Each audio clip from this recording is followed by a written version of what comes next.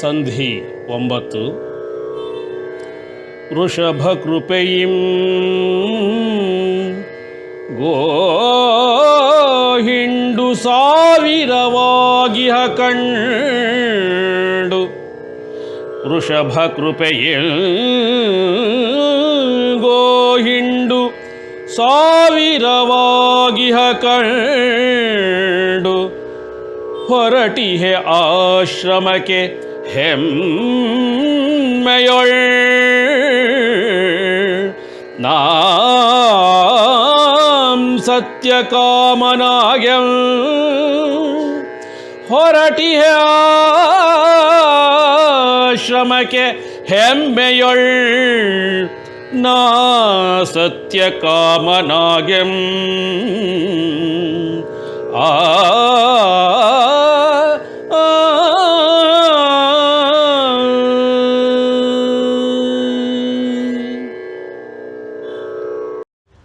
ವೃಷಭದ ಕೃಪೆಯಿಂದ ನಾನು ತೆಗೆದುಕೊಂಡು ಹೋಗಿದ್ದಂಥ ಗೋಹಿಂಡು ಅದು ಸಾವಿರವಾಗಿತ್ತು ಸಂಖ್ಯೆಯಲ್ಲಿ. ಇದನ್ನು ಕಂಡು ನಾನು ಕೂಡಲೇ ಆಶ್ರಮಕ್ಕೆ ಹೊರಟಿದ್ದೆ. ಸುಮ್ಮನೆ ಹೊರಟಿದ್ದೇನೆ, ಆಶ್ರಮಕ್ಕೆ ನಾನು ಹೋಗಬೇಕಾದ್ರೆ ಸತ್ಯಕಾಮನಾಗಿದ್ದೆ. ಅದು ಏನು ಹೆಮ್ಮೆಯಿಂದ ಹೊರಟಿದ್ದೆ ನಾನು ಅಂತ ಜಾಬಾಲಿಗಳು ಈ ಒಂದು ಅಧ್ಯಾಯದಲ್ಲಿ ಹೇಳ್ತಾ ಇದ್ದಾರೆ. ಇದು ಈ ಒಂದು ಸಂಧಿಯ 9ರ ಒಂದು ಸೂಚನಾ ಪದ್ಯ. ಆವಂ ಮುಂಜಾವಲೆಂ ಜಲದೊಳಾಡೆ ಫಲವನೆಂದರಿಯಲೆಂ ನಡೆದೊಡೆಗೆ ಹುಡುಕಿದನು ವೃಷಭವನೆಂ ನಾಂ ನಮಿಸಲೆಂ ಆ ಪರಿಯೊಳ ಗೋಮಂದೆಯೊಳೆ ನಗದು ಕಾಣದೊಡೆ ಆ ಪರಿಯೊಳ ಗೋಮಂದೆಯೊಳಗೆ ನಗದು ಕಾಣದೊಡೆ ಅರಸರಸೆನಗೆ ದಣಿವಾಗೆಂ ನಿಂದೆನು ನಾನರಿಯದ ಗಾಭರಿಯೊಳೆ ದಣಿವಾಗೆಂ ನಿಲ್ದೆನೋ ನಾನರಿಯದ ಗಾಭರಿಯೊಳೆ.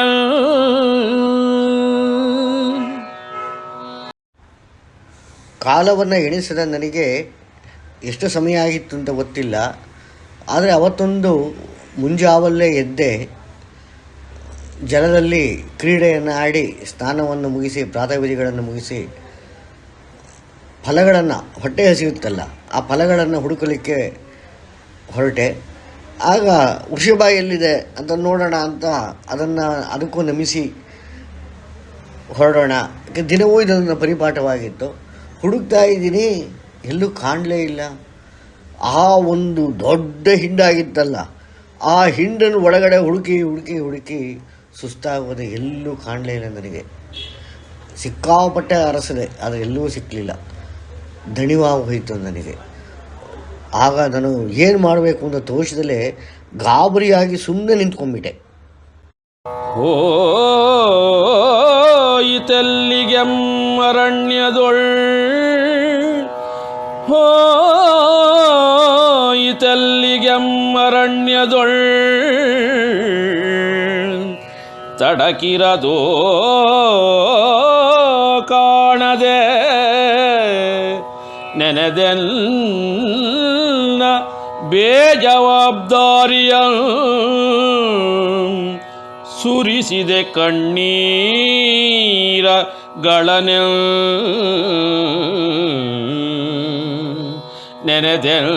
ನೆನೆದೆನ್ನ ಬೇಜವಾಬ್ದಾರಿಯಂ ಸುರಿಸಿದೆ ಕಣ್ಣೀರಗಳನೆ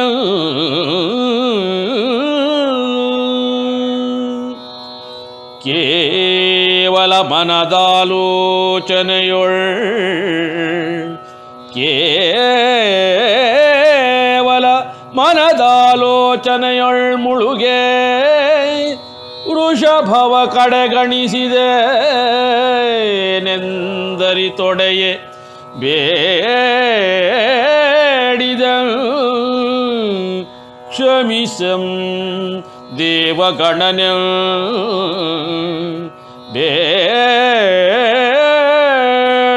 ಬೇಡಿದಂ ಕ್ಷಮಿಸಂ ದೇವಗಣನೆ ಆ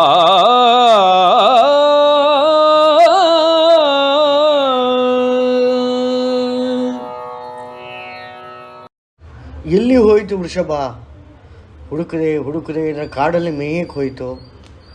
ಯಾಕೆಂದರೆ ದೇವ ವೃಷಭ ಅದನ್ನು ಯಾವ ಪ್ರಾಣಿಗಳು ಏನೋ ತೊಂದರೆ ಮಾಡಲಿಕ್ಕೆ ಸಾಧ್ಯವೇ ಇಲ್ಲ. ಹುಡುಕದೆ. ಆದರೆ ನನಗೇನನ್ನಿಸ್ತು, ಈ ಹುಡುಕಿ ಸುಸ್ತಾದ ನಂತರ ನಾನೇನಾರು ಅದನ್ನು ನೆಗ್ಲೆಕ್ಟ್ ಮಾಡಿಬಿಟ್ನಾ, ನಾನು ಬೇಜವಾಬ್ದಾರಿಯಿಂದ ನಡ್ಕೊಂಬಿಟ್ನಾ ಅಂತ ಅಂದ್ಕೊಂಡಾಗ ನನಗೆ ಕಣ್ಣೀರು ಸುರಿಯಿತು. ಅಯ್ಯೋ, ನಾನು ಸರಿಯಾಗಿ ಗಮನಿಸ್ಕೊಳ್ಳೇ ಇಲ್ವಲ್ಲ ಅಂತ ಆ ಆಲೋಚನೆಯಲ್ಲೇ ಮುಳುಗಿದೆ. ಏನು ಮಾಡೋಕ್ಕೂ ತೋಚದಿದ್ದಾಗ, ಎಷ್ಟು ಹುಡುಕಿದರೂ ಅದು ಸಿಕ್ಕದಿದ್ದಾಗ ನನಗೂ ದಣಿವಾಯಿತು. ಅದು ದೇವರ ವೃಷಭ, ಎಲ್ಲೂ ಹೋಗಲಿಕ್ಕೆ ಸಾಧ್ಯ ಇಲ್ಲ. ಹೇ ಭಗವಂತ ಕ್ಷಮಿಸಪ್ಪ ಅಂತ ನನಗೆ ಮನಸ್ಸಲ್ಲಿ ಪರಿಚಯ ಇದ್ದ ಎಲ್ಲ ದೇವಗಣವನ್ನು ನಾನು ಮನಸಾರ ಬೇಡಿಕೊಂಡೆ, ನನ್ನನ್ನು ಕ್ಷಮಿಸಿಬಿಡು ತಂದೆ ಅಂತ. ನೆನಪಾಗಿರೇ ತಟ್ಟನೆ ವೃಷಭದೇವನ ಕರೆಸಿದ ಪರಿಯ, ನೆನಪಾಗಿರೇ ತಟ್ಟನೆ ವೃಷಭದೇವನ ಕರೆಸಿದ ಪರಿಯ, ನೆನೆದೆನೋ ಮಂತ್ರವಂ ಮನದೊಳೆಂ ನಾಂ ಅಸಹಾಯ ಕಥೆಯಲ್ಲೆಂ,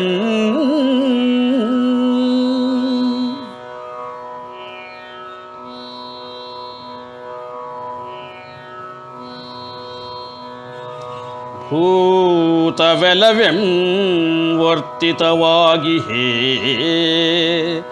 ಭೂತವೆಲವೆಂ ವರ್ತಿತವಾಗಿ ಹೇ, ಮಂತ್ರದೊಡಗೆಂ ನೀಳನ ನಾಮವಿದೋ ಸ್ಮೃತಿಯೊಳಿರದಿಂ,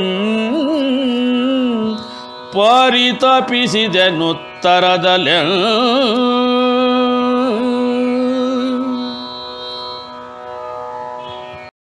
ತಕ್ಷಣ ನನಗೆ ನೆನಪಾಯಿತು, ವೃಷಭವನ್ನು ನಾನು ಹೇಗೆ ಕರೆಸಿದ್ದೆ, ಈ ದೇವ ವೃಷಭವನ್ನು. ಅದಕ್ಕೆ ಸಂಬಂಧಿಸಿದ ಮಂತ್ರವೇ ಇದು. ಆ ಮಂತ್ರವನ್ನು ನೆನಪಿಸಿಕೊಳ್ಳೋದಕ್ಕೆ ನಾನು ಬಹಳ ಪ್ರಯತ್ನ ಪಟ್ಟೆ. ಆ ನೆನಪಾಗದಲ್ಲೇ ನನಗೆ ತುಂಬ ಅಸಹಾಯಕತೆಯ ಒಂದು ಪರಿಸ್ಥಿತಿ ಉಂಟಾಯಿತು. ನಾನು ಮೊಟ್ಟ ಮೊದಲ ಬಾರಿಗೆ ಇಷ್ಟು ಅಸಹಾಯಕತೆಯನ್ನು ನಾನು ಅನುಭವಿಸಿದ್ದೆ. ಹಳೆಯದೆಲ್ಲ ನೆನಪಾಯಿತು. ಆ ಮಂತ್ರದ ಜೊತೆಗೆ ಆ ಬಂದಿದ್ನಲ್ಲ, ಆ ಮುನಿಯ, ಆ ನೀಳಕಾಯ, ಆ ದೃಢಕಾಯ, ಆ ಕಮಂಡಲಿ ನೆನಪಿಸ್ಕೊಳಕ್ಕೆ ಪ್ರಯತ್ನ ಪಟ್ಟೆ. ಅವನ ಹೆಸರು ನೆನಪು ಬರೋಲ್ದು, ವೃಷಭಕ್ಕೆ ಕರೆಸುವಂತಹ ಹೇಳಿಕೊಟ್ಟಿದ್ದ ಮಂತ್ರವೂ ನೆನಪು ಬರೋಲ್ದು. ಬಹಳ ಅಸಹಾಯಕತೆಯಿಂದ ಚಡಪಡಿಸಿಬಿಟ್ಟೆ.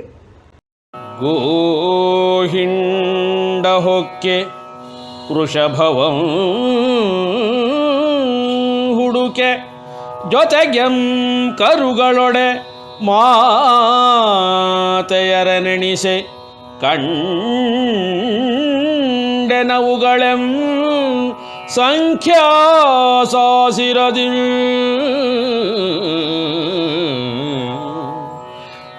ಅಶ್ರುತರ್ಪಣದಿ ವೃಷಭಕ್ಕೆ ಮನದಿಂ ಎರಗಿದೊಡೆ, ಅಶ್ರುತರ್ಪಣದಿ ವೃಷಭಕ್ಕೆ ಮನದಿಂ ಎರಗಿದೊಡೆ, ಕಂಡೆ ಆಶ್ರಮಕ್ಕೆ ವಾಪಸಿಯನಾಂ, ಮುಂಜಾವದೊಳ ಕನಸಿನೊಳೆ ಕಂಡೆ ಆಶ್ರಮಕ್ಕೆ ವಾಪಸಿಯನಾಂ,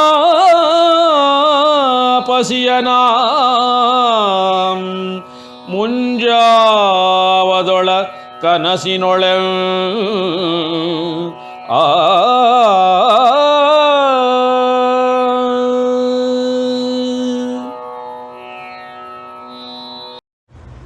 ಆ ವೃಷಭವನ್ನು ಹುಡುಕಿ ಸಿಗದಿದ್ದಾಗ ಮತ್ತೆ ವಾಪಸ್ಸು ಗೋಹಿಂಡಿಗೆ ಬಂದೆ.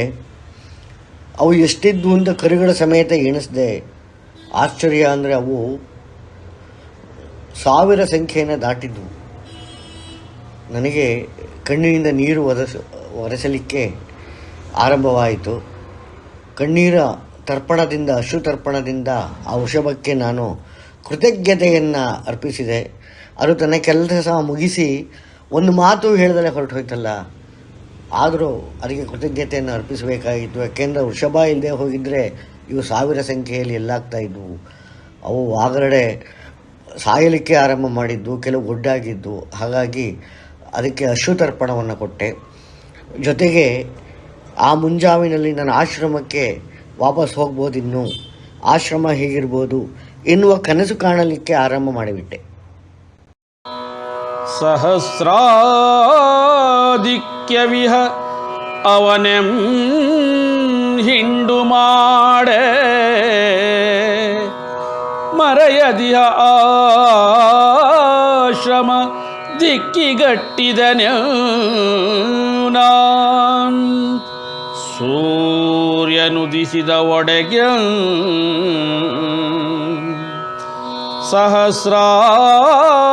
ಸಹಸ್ರಾಧಿಕ್ಯವಿಹ ಅವನೆ ಹಿಂಡು ಮಾಡೆ ಮರೆಯದಿಹ ಆಶ್ರಮ ದಿಕ್ಕಿಗಟ್ಟಿದೆನೆ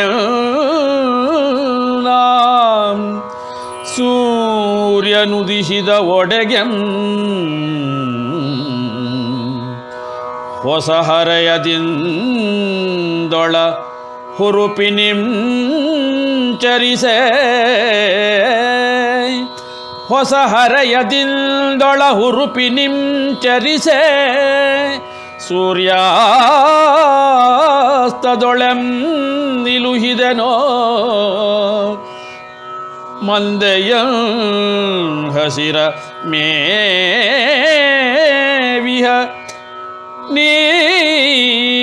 ನೀರಿನೊರತೆಯೊಳೆ ಆ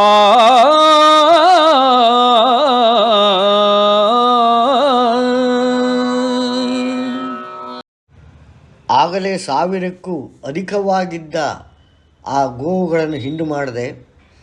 ಆಶ್ರಮದ ದಾರಿ ಅಂತೂ ನಾನು ಯಾವತ್ತೂ ಮರ್ತಿತ್ತಿಲ್ಲ. ಆ ದಿಕ್ಕಿನೆಡೆಗೆ ಅವುಗಳನ್ನು ಹೊಡ್ಕೊಂಡು ಹೊರಟೆ. ಸೂರ್ಯ ಉದಯಿಸುವುದನ್ನೇ ಕಾಯ್ತಾ ಇದ್ದೆ. ಸೂರ್ಯ ಉದಯ ಆದಕ್ಕೆ ಈ ಕೆಲಸವನ್ನು ಆರಂಭ ಮಾಡಿದ್ದೆ. ಹೊಸ ಹರೆಯದಿಂದಿದ್ದೆ, ನವ ಹುರುಪಿನಿಂದಿದ್ದೆ. ಆ ರೀತಿ ನಡ್ಕೊಂಡು ಹೋಗ್ತಾ ಹೋಗ್ತಾ ಆಶ್ರಮದ ದಿಕ್ಕಿನಲ್ಲಿ ಸೂರ್ಯ ಮುಳುಗೋ ಸಮಯ ಬಂತು. ಆಶ್ರಮ ಸಿಕ್ಕಿತ್ತಿಲ್ಲ. ಆ ಮಂದೆಯನ್ನು ಅಲ್ಲೇ ಒಂದು ನೀರಿನ ಹೊರತೆ ಮತ್ತು ಮೇಯಲಿಕ್ಕೆ ಬೇಕಿದ್ದ ಹಸಿರು ಎರಡೂ ಇದ್ದ ಕಡೆ ಅದನ್ನು ನಿಲ್ಲಿಸ್ಕೊಂಡೆ. ಗೋಹಿಂಡನ್ನು ನಿಲ್ಲಿಸ್ಕೊಂಡೆ. ನಾನು ನಿಂತೆ. ಹಗಲಲೆಂ ನಡೆದೆ ನಿಶಯಲೆಂ ದಣಿವರದೆ ಹಗಲಲೆಂ ನಡೆದೆ ನಿಶಯಲೆಂ ದಣಿವರದೆ ತುರುಬಿದೆನೋ ಮಲ್ದಯಂ ಆಶ್ರಮದಡೆಗೆ ಅನುದಿನದೊಳ್ ನವೋತ್ಸಾಹದೊಳೆಂ ದಿನವೊಂದರ ಗೋಧೂಳಿ ಸಮಯದೊಳ್ ದಿನವೊಂದರ ಗೋಧೂಳಿ ಸಮಯದೊಳ್ ಆಶ್ರಮ ಮಹಾದ್ವಾರವಂ ನೋಡ್ದೊಡೆ ಬಿಗಿದೆ ಬಂದಿತೆನ್ನೆದೆ ನೆನಪಿನಾಳದೆ ಗೋಧೂಳಿ ಸಮಯದೊಳ್ ಆಶ್ರಮ ಮಹಾದ್ವಾರವಂ ನೋಡ್ದೊಡೆ ಬಿಗಿದೆ ಬಂದಿತೆನ್ನೆದೆ ನೆನಪಿನಾಳದು ಆ ಆ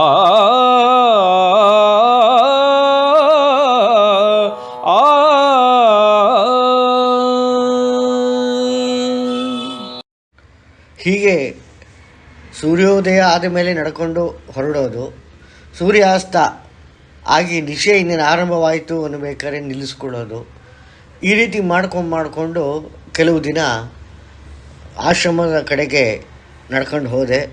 ನನ್ನಲ್ಲಿ ಉತ್ಸಾಹ ಅಂತೂ ಮೇರೆ ಮುಟ್ಟಿತ್ತು.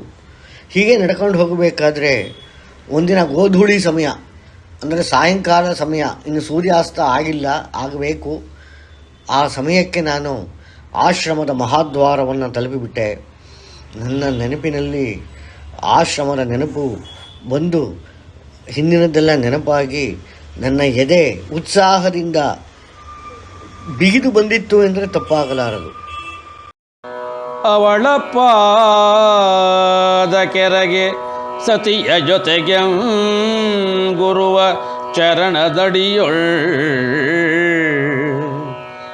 ಇರಿಸಬೇಕಿನಿಸಿತೆನ್ನೆಂ ಸಾಹಸವ ಕ್ಷಣದೊಳಗೆ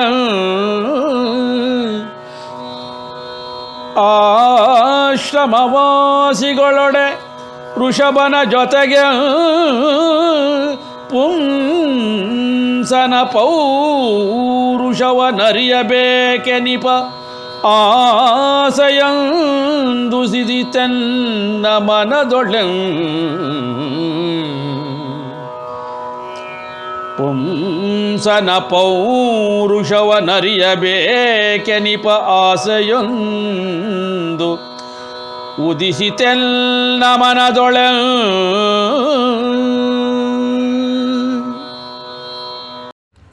ಮನಸ್ಸಿನಲ್ಲಿ ಒಂದು ಅಮೋಘ ಕಲ್ಪನೆ.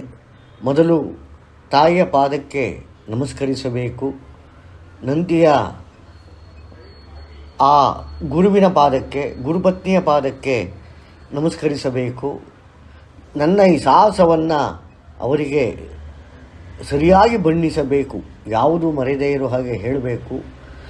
ಆಮೇಲೆ ಆಶ್ರಮದಲ್ಲಿರುವಂಥ ನನ್ನ ವಾಸಿಗಳಿದ್ರಲ್ಲ, ನನ್ನ ಸಹವಾಸಿಗಳು, ಸಹಪಾಠಿಗಳು, ಅವರಿಗೆ ನಾನು ಈ ವೃಷವನ್ನು ಹೆಂಗೆ ಕರೆಸ್ತೆ ಅನ್ನೋ ಒಂದು ಪೌರುಷವನ್ನು ಹೇಳಬೇಕು. ಇದಕ್ಕೆ ಆ ಒಂದು ದೃಢಕಾಯ ಹೇಗೆ ನನಗೆ ನೆರವಾಗಿದ್ದ, ಈ ಎಲ್ಲ ಪೌರುಷವನ್ನು ನಾನು ಹೇಳ್ಕೋಬೇಕು ಮನಸಾರೆ ಅಂತ ನನಗೆ ಒಂದು ದಿಟ್ಟವಾದ ಆಸೆ ಆ ಕ್ಷಣದಲ್ಲಿ ಮನಸ್ಸಲ್ಲಿ ನೆರವೇರಿತು. ಉತ್ಸಾಹದಿಂ ಹಿಂಡು ಮೊರತೆ ಮಹಾದ್ವಾರವ ದಾಟಿತೋ, ಉತ್ಸಾಹದಿಂ ಹಿಂಡು ಮೊರತೆ ಮಹಾದ್ವಾರವ ದಾಟಿತೋ, ಆದಿತ್ಯನಿವನೆ ಮನೆಯ ಹೊಸ್ತಿಲೆಂ ಸೇರಿಪನೊಳಗೆ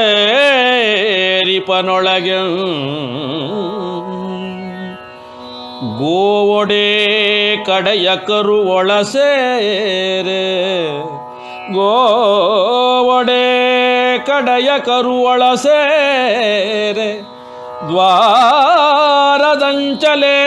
ಕಡೆದೊಳ್ ನಿಲ್ತಿನೋ ರೋಮಾಂಚಿಸೆ ಅವಳೇ ಭಾವಿಪೊಳೊಂದೊಳವಿನೊಳೆಂ ದ್ವಾರದಂಚಲೆ ಕಡೆದೊಳ್ ನಿಂತಿನೋ ರೋಮಾಂಚಿಸೆ ಅವಳೇ ಭಾವಿಪೊಳೊಂದೊಳವಿನೊಳೆಂ.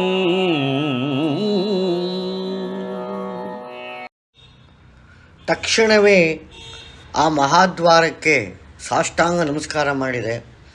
ಅಲ್ಲಿದ್ದ ಮಣ್ಣನ್ನು ತೆಗೆದು ನನ್ನ ಶಿರದಲ್ಲಿ ಧರಿಸಿದೆ. ಏಕೆಂದರೆ ಇದು ತಾಯಿ ಸಮಾನ, ಮಾತೃಕೆ ಸಮಾನ. ಇದರ ಕರುಣೆಯಿಂದನೇ ಅಲ್ಲವೇ ನಾನು, ನಮ್ಮಮ್ಮ, ನಮ್ಮಜ್ಜಿ ಎಲ್ಲರೂ ಬದುಕಿರೋದು. ಇದು ಸಲುವ ಹೊತ್ತಿಗೆ ತಾನೇ ಅನ್ನೋ ಒಂದು ಭಾವ ಉದಿತವಾಯಿತು. ಕಣ್ಣಂಚಿನಲ್ಲಿ ನೀರು ಬಂತು. ಆ ಗುರುಗಳ ಚರಣ ಧೂಳ ಘಮದಿಂದ, ಈ ಇಬ್ಬರು ತಾಯಿಯರ ಸೊಗಡಿನಿಂದ ಈ ಮಣ್ಣು ಕೂಡಿದೆ, ಈ ಮಣ್ಣಿನಲ್ಲೇ ಅವೆಲ್ಲವೂ ಇದೆ ಅಂತ ಆ ಮಣ್ಣಿನಲ್ಲೇ ಬಿದ್ದು ಹೊರಳಾಡಿದೆ. ನನಗೆ ಆ ಮಣ್ಣು ಮೈಗೆಲ್ಲ ಬೇಕು, ನನಗಿದು ಬೇಕು ಅಂತ ತಾನೇ ನಾನು ಇಷ್ಟೆಲ್ಲ ಕಷ್ಟಪಟ್ಟಿದ್ದು.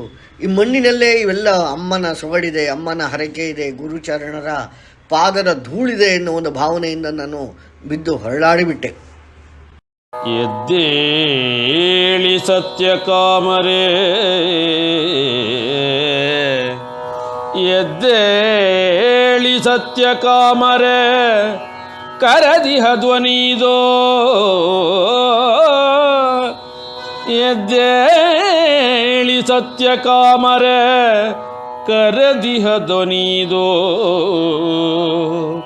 ಭಾವತನ್ಮಯತೆಯಿಂದೆಳೆದೆ ತಂದಿತೆನ್ನ ಪ್ರಸಂಗ ಪ್ರಸಕ್ತದೊಳಗೆ,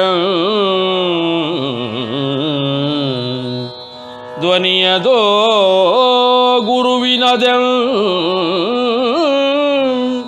ಧ್ವನಿಯದೋ ಗುರುವಿನದೆ, ಗುರುತಾದೊಡೆಯೊಳ್ ಸುತ್ತಮುತ್ತಲೆ ವೀಕ್ಷಿಸಿದೆನೋ ಸತ್ಯಕಾಮರಿವರಾರೆಂ ಚಿಕಿತದೊಳಗೆ,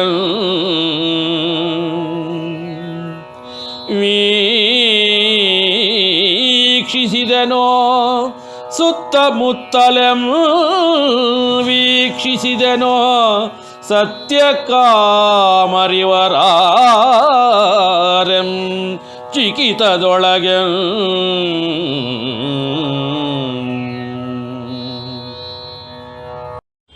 ಎದ್ದೇಳಿ ಸತ್ಯಕಾಮರೇ, ಎದ್ದೇಳಿ. ಈ ಧ್ವನಿ ಬಂತು. ಇದು ನನ್ನ ಭಾವದಲ್ಲಿ ತನ್ಮಯತೆಯಲ್ಲಿ ಭೂಮಿ ಮೇಲೆ ಹೊರಳಾಡ್ತಿದ್ನಲ್ಲ, ಅದರಿಂದ ವಾಸ್ತವ ಪ್ರಸಂಗಕ್ಕೆ ನನ್ನ ವಾಪಸ್ಸು ಎಳೆದು ಕರೆತಂತು. ಈ ಧ್ವನಿಯೇನೋ ಗುರುವಿನದು, ಗುರುತಿಡ್ಬಿಟ್ಟೆ. ಆದರೆ ಸತ್ಯಕಾಮ ಎದ್ದೇಳಿ ಅಂದರೆ ಯಾರು ಸತ್ಯಕಾಮ ಇಲ್ಲಿ ಅಂತ ನಾನು ತಲೆ ಎತ್ತಿ ಸುತ್ತಮುತ್ತ ಎಲ್ಲ ಒಂದು ಆಶ್ಚರ್ಯಭರಿತನಾಗಿ ವೀಕ್ಷಣೆ ಮಾಡಿದೆ. ಯಾರು ಅಂತ ನನಗೆ ತಕ್ಷಣಕ್ಕೆ ಗೋಚರ ಆಗಲಿಲ್ಲ. ಧ್ವನಿಯೇನೋ ಗುರುವಿನದ್ದು. ಆದರೆ ಎದ್ದೇಳಿ ಸತ್ಯಕಾಮರಿಂದ ಯಾರು ಹೇಳ್ತಾ ಇದ್ದಾರೆ? ಅಲ್ಲಿ ನೋಡಿದ್ರೆ ಮರಳಲ್ಲಿ ಹೊರಳಾಡ್ತಿರೋವನು, ಮಣ್ಣಿನಲ್ಲಿ ಬಿದ್ದು ಒದ್ದಾಡ್ತಿರೋ ನಾನೊಬ್ಬ ಮಾತ್ರ, ಆ ಒಂದು ಭಾವೋದ್ವೇಗದಲ್ಲಿರುವ ನಾನೊಬ್ಬ ಮಾತ್ರ. ಇವರು ಯಾರಿಗೆ ಎದ್ದೇಳಿ ಅಂತ ಹೇಳ್ತಾ ಇದ್ದಾರೆ ಗುರುಗಳು? ನನಗೆ ಏನು ಗೊತ್ತಾಗಲಿಲ್ಲ ತಕ್ಷಣಕ್ಕೆ.